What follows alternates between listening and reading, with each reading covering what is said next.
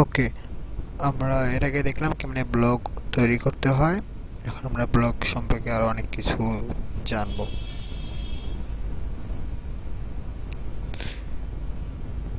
যেমন এটা হচ্ছে ব্লগের ওভারভিউ। আজকে ব্লগটা কতজন পাবলিশ কমান্ড, কতজন আজকে দেখেছে ব্লগটি, কতটি পোস্ট আছে, কয়জন ফলোয়ার, সব ডেট সব এখানে দেখা যাবে। এটা হচ্ছে মানে পোস্ট, কোনো পোস্ট করা হয়নি তাই এটা ফাঁকা। এটা হচ্ছে মানে এটা হচ্ছে আপনার পেজ। এখানে আপনি পেজ অ্যাড করতে পারেন, নতুন পেজ, কোনো ওয়েবসাইট লিংক দিতে পারেন। আর এটা টপ ট্যাব অথবা সাইড সাইড লিংক অথবা ডোন্ট শো হিসাবে আপনি রাখতে পারেন। এখানে কমেন্ট, আপনি কমেন্ট পাবলিশ কমেন্টগুলো দেখতে পারবেন। গুগল অ্যাকাউন্ট এটা আপনার। এটা হচ্ছে আর্নিংস এরিয়া, এখানে আপনি অ্যাডসেন্স অ্যাপ্লাই করতে পারেন।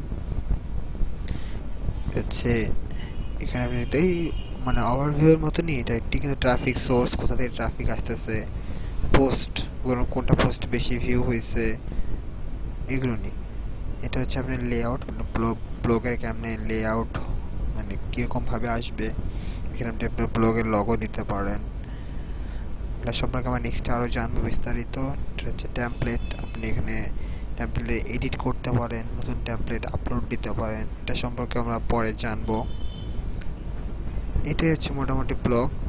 আর নিউ পোস্টে ক্লিক করলে আপনি পোস্ট সম্পর্কে লিখতে পারবেন। আপনার সাথে থাকেন, ব্লগিং সম্পর্কে আরও অনেক নতুন নতুন তথ্য পাবেন এবং নিজে হয়ে উঠবেন একজন সফল ব্লগার।